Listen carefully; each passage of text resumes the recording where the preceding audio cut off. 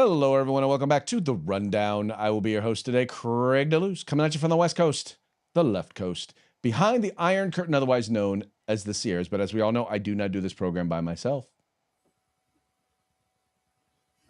It's a bottle of Windex, Craig. I didn't realize that was back there. Hey, welcome back to The Rundown. My name is Mike Piroworski, coming to you live from the East Coast. That's the coast with the most from the two-way views, conservative news. And Craig, I couldn't figure out what that was. I'm in the monitor, and I'm like, what do I have blue that's back there to drink? And it's Windex. It's Windex. Well, at least it's not going to interfere with our Taco Tuesday. No, definitely not. Definitely not. It's raining tacos from out of the sky. Tacos, no need to ask why. Just open your mouth and close your eyes. It's raining tacos. It's raining tacos out in the street. Tacos, all you can eat. Lettuce and shells, cheese and meat. It's raining tacos. Yum, yum, yum, yum, yum, yum. It's like a dream. Yum, yum, yum, yum, yum, yum. Bring your sour cream.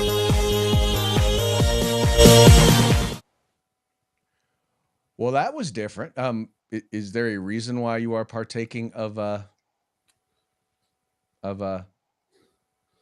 Windex? When I looked over at it, it said it was 80% alcohol. I figured I'd give it a shot. I don't think that's exactly what they meant, but okay. Yeah. Whatever works for you. So how are we doing today? My teeth smell great now. Of course they do. Uh, How are we doing pretty today? good. Pretty good. Show, get ready.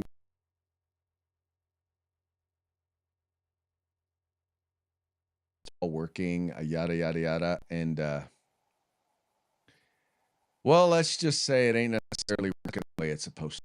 Stuff, man. Some equipment just decided this week, well, maybe I'm ready for SHOT Show, and maybe I'm not ready for SHOT Show. Yes, and that equipment would be me and Craig.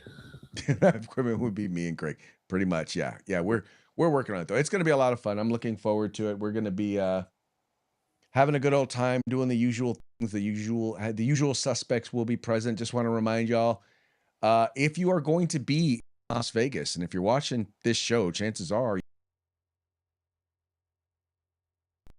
definitely going to want to show up to come hang out with us. We're going to be doing a pre-SHOT Show party, a welcome party, for lack of a better term. It's going to be happening Monday evening. It's going to be happening on January 19th. It's going to be from 7 to 10 p.m. As you can see there, a full list of folks who will be hosting and will be help us make the event a fun event. You'll notice there's going to be free beer. There's going to be free swag. There will be free snacks. Because as I like to say, those of us in the Second Amendment community, we don't do hors d'oeuvres, we do snacks and prizes. So you're going to want to be there. You're going to want to have a good time. You're going to say what's up to me and Mike and all of the friends who are connected to the show. For all the East Coast folks, that's 10 p.m. to 1 a.m. So I don't want to hear any excuses how it's too early. And Craig, we write snacks because it's shorter than Orge Divorce. And we don't have a lot of room on the flyer. So Orge Divorce. Orge Divorce. Just call them snacks. Scooby snacks. Will there be Scooby snacks? Yeah. Well, there'll definitely be plenty of dogs there. We know that. There will definitely be plenty of dogs there. There definitely will be plenty of dogs. Anyway, we're going to have a good time. We're going to be there all week. We'll be doing interviews. Mike will be doing interviews for Arms Room Radio. I'll be doing them for 2A News, and then we'll be running the program there from a daily basis, except for maybe Monday. We may not do the program on Monday while we're there, but yeah, Tuesday through Thursday at least, we will be doing the rundown there from there. And we'll see if Monday can work. It all depends on how our setup is and all of that fun stuff, but. We're going to have a good time there, and we hope that you will join us. If not in person, that you will at least watch the show. Should be worthwhile. Yeah. Get your SHOT Show scorecards out now. Yep. Yes, sir. Yes, sir. All right, let's get into the program and do it how we usually start it. And you know how that is. We start off with a quick shout out to our sponsors. That's right. Let's say hi to our good friends over at Hitman Industries, hitmanindustries.net. I want to get yourself some AR barrels. They've got them over there, rifle caliber, pistol caliber, whatever length you need, whatever caliber you need, they got them ready to go. That's hitmanindustries.net. California Republican Assembly fighting a good fight behind enemy lines. Now you could take part in California's future today. You want the best in tactical concealed holsters on the market. Get on over to hogholsters.com. That's HAWG holsters.com, hogholsters.com. Use the discount code The Rundown. That's all one word, no spaces, all caps. Get yourself a nice little discount. And if you want the best in field gear, tactical gear, web gear, law enforcement, security, fire, EMS, get your group together, get your agency together, place an order at uscombatgear.com, where you can get everything except the gun. And Greg, correct me if I'm wrong. I'm not sure about what is it, CRAP there, or California Republicans RP. Are they going to be at the show, at the party? Because I think everybody else is. Well, I will be representing them as their director of communications and their chief spokesman. Yes, I will be there. I will be in the House representing the California Republican Assembly. There we go. So we should have across the board rundown sponsorship present at the party. Well, not just the rundown, but just people who just support the. There's going to be a bunch of them there. Yeah, mucho fun. You keep cutting in and out, so I'm just going to do a lot of nodding of my head from this. That's fine. You know, folks, and I want to apologize on this episode. For some reason, the software has just decided it's going to be a little janky today. Both our connections are a little shaky, as well as our connection one with another. Mike and I, my friend here, Mike. I don't know what's going on. What? No. Okay, you read too much into that one, Mike. You read entirely too much into that one. Talking about our connection, I thought we were. Yeah, no, our connection is not quite there. Okay. Nice try, though. Gotcha. Nice try, though. All right, well, getting into today's news programs, yesterday kind of hinted to you that, there's going to be some discussions at SCOTUS today surrounding the states that have passed restrictions or bans or restrictions on transgender, in particular women, or basically men being involved in, or males being involved in women's sports. And leading up to the discussion today, Fox News did a little bit of kind of a breakdown of really kind of what the issue is. And so I want to play a little bit of that. And then I want to give you a chance to hear a little bit of what what I thought was the main point of some of the arguments. And a legal showdown over state laws to protect female athletes in school sports. It's about to get underway at the U.S. Supreme Court. Welcome to a brand new hour of America's Newsroom. I'm Dana Perino. Good morning to you, partner. I'm Bill Hemmer. Kind of a day of history, right? A bit unusual. We will hear the audio from inside the U.S. Supreme Court that will include the questions from the justices as they hear two different cases challenging state laws that ban biological males from competing against girls and women. Now, the high court's reviewing appeals from Idaho and West Virginia after lower federal courts ruled against them.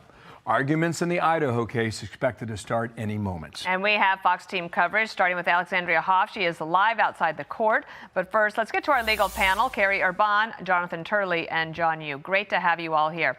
Jonathan Turley, it's the first we've been able to hear from you. How do you think this court will question these the plaintiffs and the defendants here? Well, it's an interesting case configuration because, first of all, one of the litigants does not want to be in front of the court. She's attempted to dismiss her case, which may reflect the fact that her equal protection claims are very likely going to be turned down by the court. You have justices that have said different things in prior cases. Justice Gorsuch work nation that this was a type of sex status. You also have Justice Barrett, who came out very forcefully in a recent case where she said this is not a suspect class. I expect that Barrett represents the majority of the court here. We'll be listening for those justices, but I do think that these states have the upper hand with this court. Okay, that's a good preview. And that seems to be pretty much what people have assessed coming out of the conversations, as being reported also by Fox News. Supreme Court conservatives signal support for state transgender sports bans during oral arguments. Says the Supreme Court struggled for consensus Tuesday as it publicly debated state bans on transgender female students from competing in women's and girls' scholastic sports. Both sides repeatedly invoked contrasting versions of, quote, fairness and, quote, equal opportunity before the justices during more than 3 hours of oral arguments in the courtroom. Idaho and West Virginia separately defended their laws and that limit participation for transgender females who are designated male at birth in both public school and college athletics. And I really do believe the main point that I really felt had to do with the fact that, well, let's be honest, the law is written based on the idea of protecting boys and girls. That's the whole point of the separation. Well, here the ACLU makes a not so stunning admission. That's what I'm looking for. Admission relating to their definition of boys and girls. A school may have separate teams for a category of students classified as boys and a category of students classified as girls. Yes, Your Honor. If it does that, then is it not necessary for there to be, for equal protection purposes, if that is challenged under the Equal Protection Clause, an understanding of what it means to be a boy or a girl or a man or a woman? Yes, Your Honor. And what is that definition? For equal protection purposes, what does it mean to be a boy or a girl or a man or a woman? Sorry, I misunderstood your question. I think that the underlying enactment, whatever it was, the policy, the law, we'd have to have an understanding of how the state or the government was just understanding that term to figure out whether or not someone was excluded. We do not have a definition for the court. So that probably was right up Justin Ketanji Brown Jackson's alley. But admittedly, there's there's a definition. I would think that you would use the definition of the law when it passed, but no one. I mean, I guess when they initially decided on Title IX, and they decided allowing separation in boys and girls sports, that they didn't feel like they had to define what a boy and a girl was, and now evidently they do, but they don't have a definition. Greg, I'm surprised you don't have a video ready to go. We know the definition. Boys have a penis, girls have a vagina. I know. If I had time, I would have had that. That's all there is to it. That is the definition. But yes. And that's really what I think Alito is getting to, is that there are and this whole conversation, I mean, a lot of it was around the biological differences, why there is a separation. And I think there was very little discussion, at least from what I heard. And I listened to most of the oral arguments. I didn't get all 3 hours, but I got at least over 2. And there was very little actual discussion about the fact that, look, can we just follow basic biology and understanding male and female? And part of it is, and this is where I think Alito was going, is, look, are we using the definition based on gender identity, in which case there is no real definition? You know, it is whatever you feel. Or are we using what has always been the historical definition, which is the biological differences, XX chromosomes, XY chromosomes, and the physical characteristics that, or as identified also by the physical characteristics thereof? And it just seemed kind of simple where, you know, at least the conservative majority is going to be like, look, this is all undefined. Even the science, and that was a big part of the conversation about the science. They're talking about the science is undefined, or it is still being discovered, undiscovered science. And that's because you're basically experimenting on kids is the problem here. Yeah, rough stuff. Listen, obviously Alito there was trying to get her to say what the difference is, what the sexes are. But I'm surprised you didn't push her a little further. You know, why don't you take a moment, examine yourself, see if you can figure out what you are. You know, I think that. Listen, I'm not asking you to go with the other 71, you know, genders. Let's go with yours. You know, right? Well, but this will be a fun one. Listen, I think we all know how this is going to turn out. This will be fun to read. Well, it's going to be fun to read, but what is going to wind up happening, and I think you're seeing this happen a lot with lower courts, is lower courts are going to pretty much do what they want to do, because they seem to be not all of them, but some of the judges seem to be just flat out ignoring Supreme Court precedent. At least we've seen that in regards to Bruin, right? We've seen that happen a lot with Bruin, where Bruin clearly stated, don't do this. And then states went out and did that, and courts have said, yeah, it's okay. Yeah. It's something's going to happen, and we heard it again. I forget which senator was talking about it this week. Was it Ted Cruz was talking about impeaching Boasberg, and I forget the other fringe justice that's out there. Another one of the Democrat appointees that's just throwing the rule of law away, dealing with these cases. I know that I know the Supreme Court is loath to do something like that, but at a certain point, the Supreme Court has to, at the very least, if Congress decides that they're going to go down this road, they need to at least chime in, because if lower courts are going to basically be able to thumb their nose at the Supreme Court and get away with it, then what do we have a Supreme Court for? Yeah, exactly right. Yeah. Boasberg was the one, and I'm trying to find the other here. But Craig, remember, impeachment from the Senate, from the House there, and as long as those numbers are there, the Supreme Court doesn't do anything more than certify it. Well, so the House will vote. No, that for them, I think it's a simple majority. In order to remove them from office, it requires, I believe, a 2/3 vote of the Senate, or is that only the President of the United States? Yeah, I do not believe that it takes that for removing. Well, the other thing they could do, Craig, remember, is they can, let's say it does, and I'd have to go back and take a look, and I don't want to be wrong, but it would only take a majority to defund those particular courts. That is, I knew exactly where you were going, and I 100% agree. That is exactly what would be the next thing, because look, if you're not going to honor the decisions made by the Supreme Court, well, then what good are you? And once again, the decision here by the Supreme Court is not to say you can't have transgender women or transgender girls in sports, in female sports. It's saying let the states decide.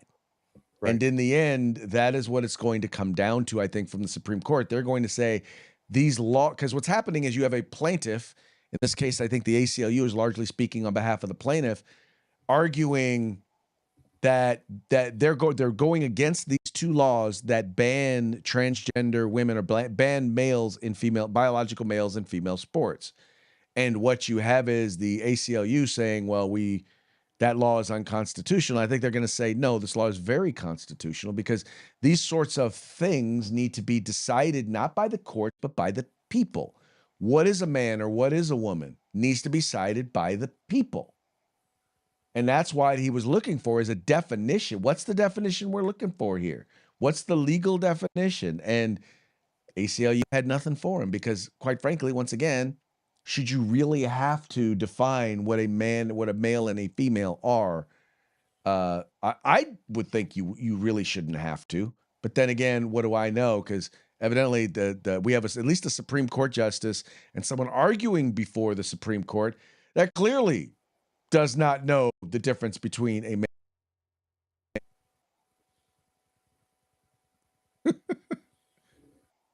No, yes, maybe. So, Craig, just checking it out while we're here. Yes, it's majority in the House to impeach and 2/3 in the Senate to at the trial to impeach, but just the simple majority to defund. There you go. Well, that's going to be what it folks in the end, what is going to take. And once again, I really do believe that the Supreme Court is loath to do something like that. But like I said, I think they need to do something. If judges decide that they're just going to ignore their rulings, then they really kind of need to do something. I mean, the more they do nothing, the more they put their own existence into jeopardy. if the things they say are not being followed, why do we have them? That's an interesting question. I wish I had an answer for you. Yeah. Yeah. I would 100% tend to agree with you. Anyway, moving right along to our next story. In the state of California, you might have heard that they're looking at instituting what's called a millionaire's tax. Well, there's a problem with this millionaire tax. And the problem with the millionaire tax is that, well, it's chasing millionaires out of the state of California.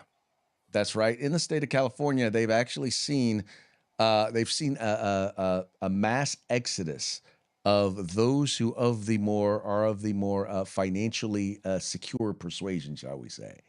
This is an article written by the California Globe. It says, "Bye bye billionaires, Gavin Newsom's California exodus. Total wealth that has left California is now $1 trillion.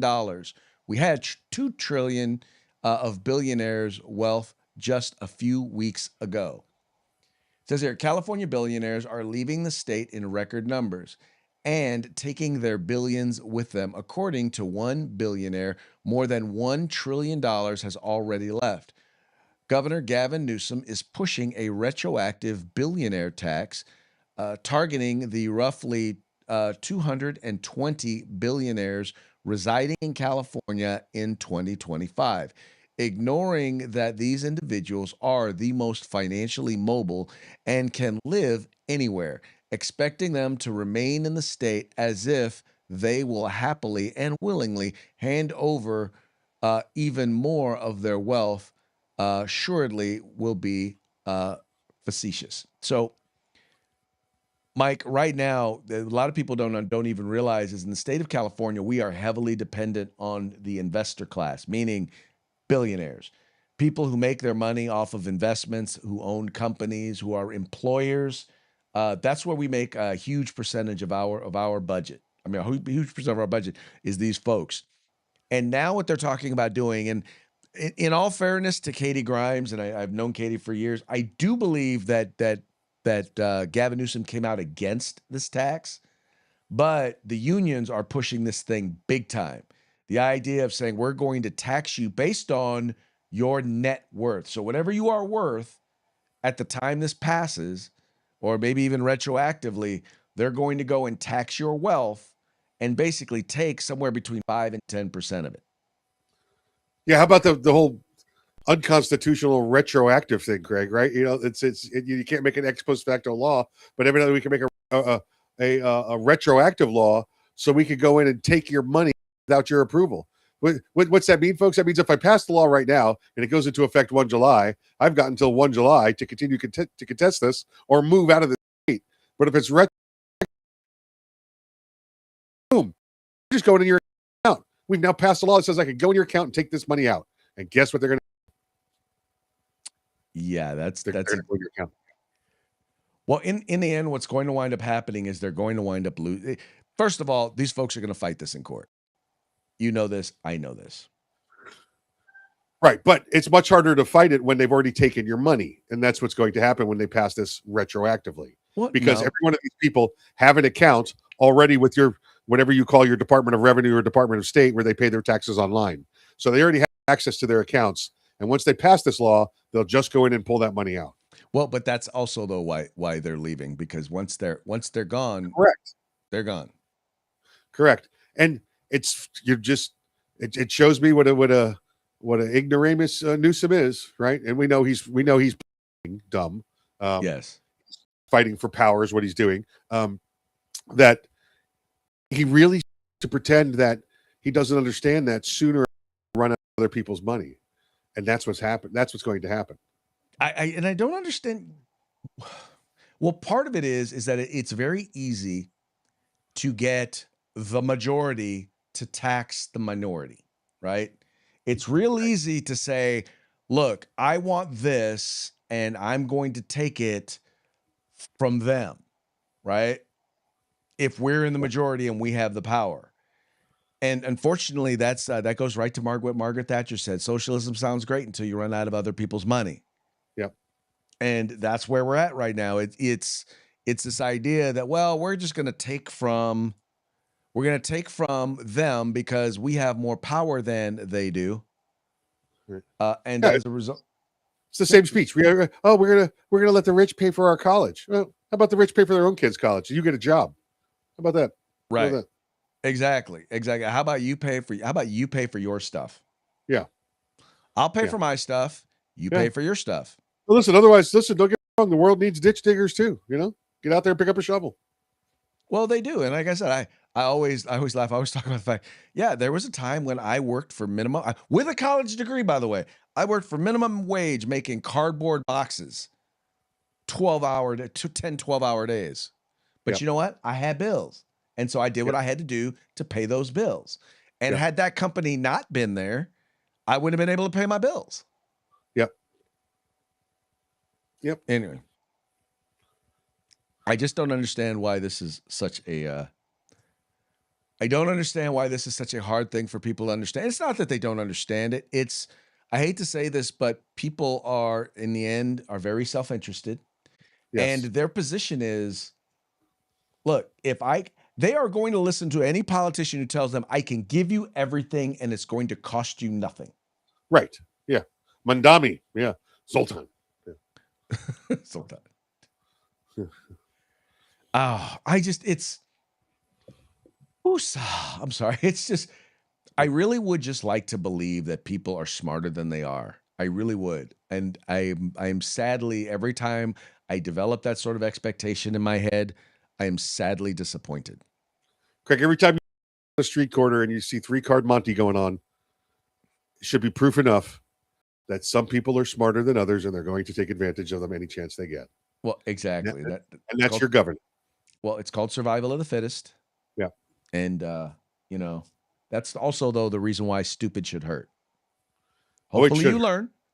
Yeah. And you do better. Yeah. Mess with ice. You'll find out how much it hurts. Mess with ice and find, don't have anybody check ice at you. Yeah, that's it. That's it. Oh,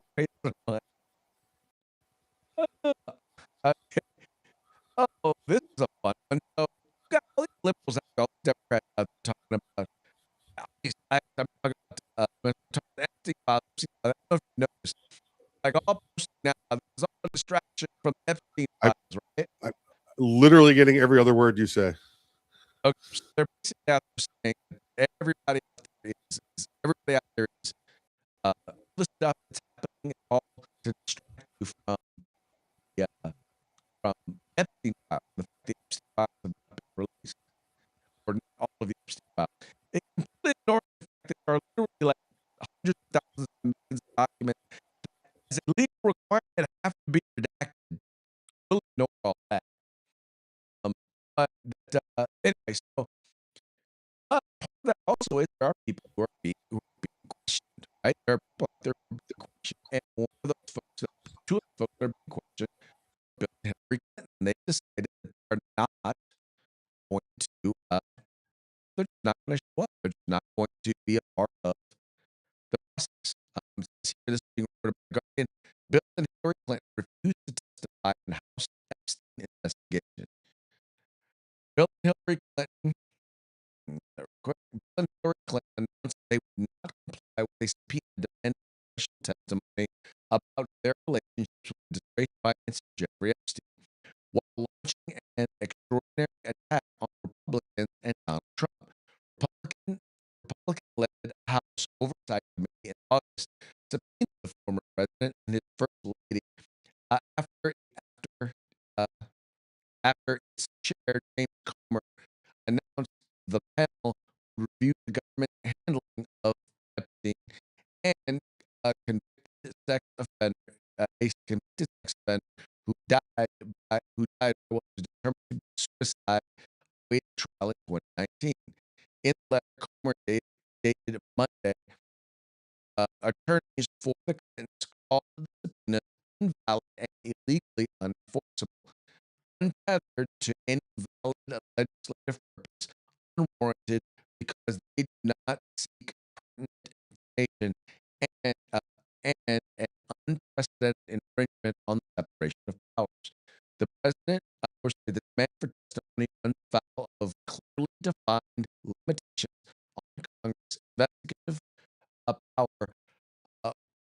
propounded by the Supreme Court of the United States. They wrote adding that it's clear subpoenas themselves and any subsequent attempt to enforce them are, are nothing more than a ploy to attempt to embarrass political rivals as the president has read. So in other words, what they're saying is that all you're looking to do is to make us look bad.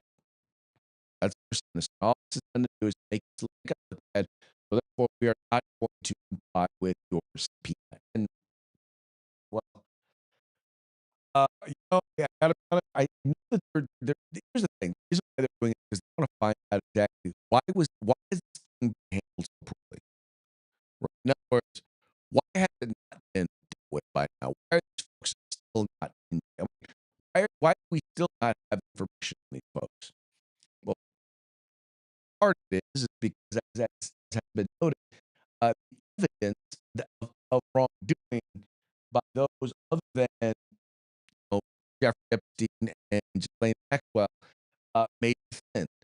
And I think prior administrations as well as this administration initially sought to keep their names out of association with Jeffrey Epstein because there really was no evidence to support the fact that they did anything wrong. Well, evidently they decided, yeah, evidently the people want to know. They just want to know who these folks are, who these folks are that are associated. Now, there are people on both sides of the aisle that will basically say, look, your name is you were on the plane, you knew the dude, so therefore you must be a pedophile.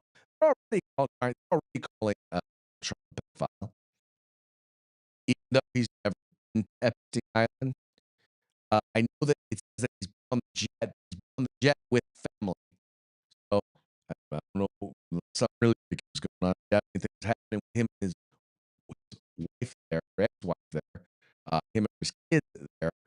But anyway, all that having been said, it doesn't matter to the left because they're going to turn around. They just want something, literally just want something to be demonstrable overhead. Even though he's released most of the documents, they don't care. Really don't. In this particular case, may very well be all that they're looking to do is to embarrass the Clintons. And I don't doubt that is a likely possibility that is going to be their goal is to embarrass the Clintons. But once again, I shall continue. It's a subpoena. You can ignore it. Well, you're going to be held in contempt of Congress. And when you are held in contempt of Congress and you do not show up, I'm hoping that they get jail time. Just like the Republicans who decided that they were not going to, that they were going to defy a subpoena of Congress. I hope that they are held accountable as well. I know some of you are listening to the program or watching us.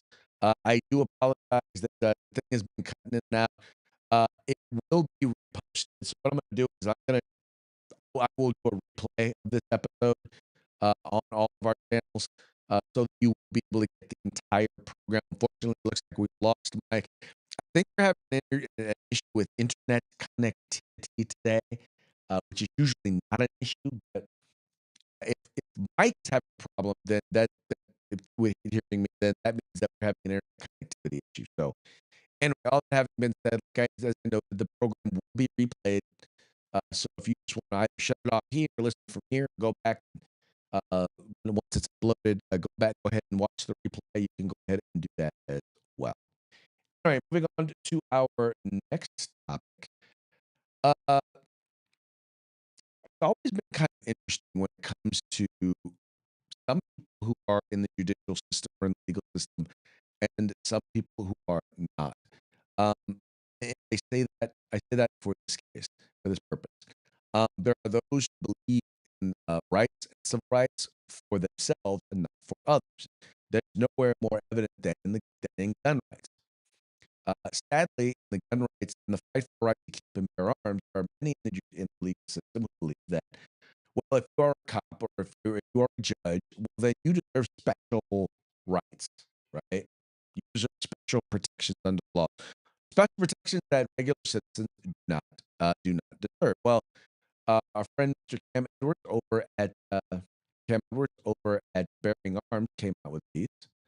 And as he notes, judges come out in favor of concealed carry for themselves anyway.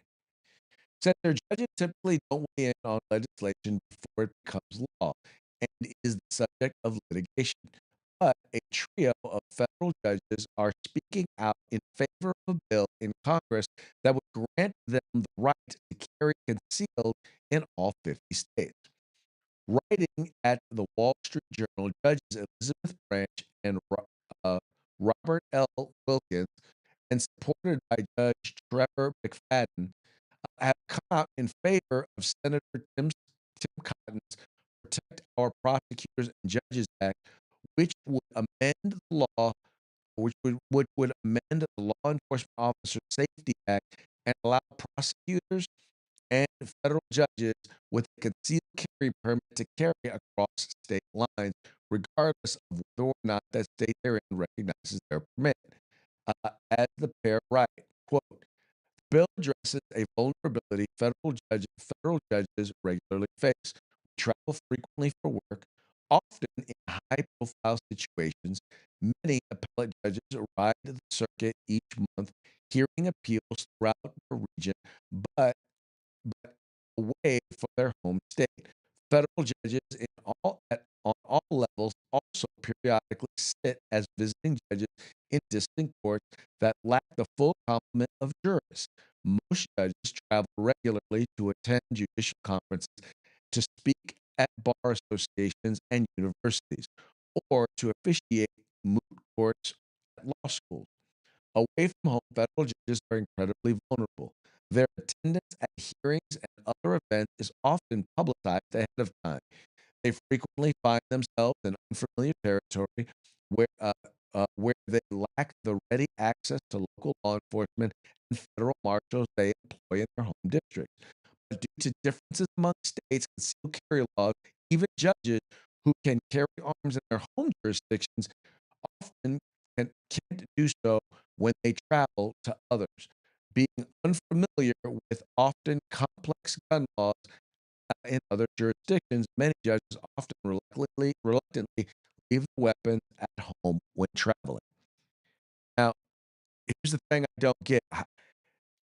If you just took out judges and you just put in citizens, what's the difference? I mean, seriously, what is the difference? Nothing. Absolutely nothing. There are plenty of citizens who do high profile stuff who could be potential victims who might carry at home so that they can, they might carry a firearm at home in their home state in order to protect themselves. Now all of a sudden they go to a new state and they can't. When you look at how in particular the left is engaging in violence against conservatives, and you're saying now you don't have a fundamental right to be able to protect yourself. But these judges believe they should have the right. They believe the prosecutors should have the right. Wait a minute. If they should have the right, then I'm confused. I'm confused why they should have the right in regular citizens. So what's funny is that in many cases, you already have cases like California is probably one of the best examples I can think of, where you have people who think that, well, I can pass this law. We can pass this law. It's like I said before, it's like protections for me and not for thee. And I don't understand how you don't see how wrong that is. That you would put in place that you would provide protections for yourself and not see how those very same protections should actually be provided for the average citizen. I mean, you're supposed to be leaders, right? Leaders serve. They don't, they don't, I don't want to put that, they lead the way, right? They lead the way. And unfortunately, these folks don't care about you. They care about themselves and protecting themselves. Not the RB, how it be. All right, folks. Well, hey, that's going to now bring us to the part of our program that we refer to as Parting Shots. Parting Shots are brought to you by Hog Holsters. Just go to hogholsters.com. Use the discount code The Rundown. All caps and spaces. Get your Hog Holster today on discount. All of our party shots today are going to come to you from our friends over at the Babylon Bee, fake news that you can trust. You know, there's a big protest right now going on in Iran. You have women in Iran who are fighting for independence, and then you have the liberal women in the United States who are fighting for, well, Marxism. Well, it says here, U.S. offers trade, offers trade. I'm sorry. U.S. offers to trade its liberal women for Iranian women. I would agree with that one. I would tend to agree with that one. Of course, there's someone else who probably would disagree with that one. That would be good for Mr. Tucker Carlson. Tucker Carlson heads to Iran to put down protests. It's kind of it's just such so Tucker Carlson. And then finally, Somber Tim Walz announces every daycare center record sadly perished in last night's riot. Gee, I wonder what happened. Now, these are all fake news, just so you know. Once again, it's called Babylon Bee, fake news that you can trust. All right, folks, that brings us now to our parting shot. I'm not a parting shot. It brings us to the end of our program. Want to remind you, if you tuned in late, you can go and watch the replay. We're going to go ahead and, like I said, we're going to be uploading and doing a replay of this one because we had some connection difficulties, and I know that some of y'all missed some of the program. Luckily, we recorded it, and we'll make sure that you'll be able to watch the entire program. But one thing that we will do is remind you who our sponsors are, and that is the folks over at Hitman Industries, rifle and pistol caliber barrels available for you to purchase at hitmanindustries.net. We have the California Republican Assembly, the conscience of the Republican Party at cragop.org. We've got the best in concealed carry tactical holsters available on the market at hogholsters.com. That's HAWG holsters.com, helping Americans wear guns. And then finally, we have the place where you can find all things tactical except the gun, and that would be at uscombatgear.com. All right, folks, once again, we very much appreciate you tuning in. We appreciate your patience with our technical difficulties. We're going to get it fixed. It's going to be all right. We'll be back tomorrow on Hump Day. To then, y'all have fun, stay safe, and we will see y'all mañana.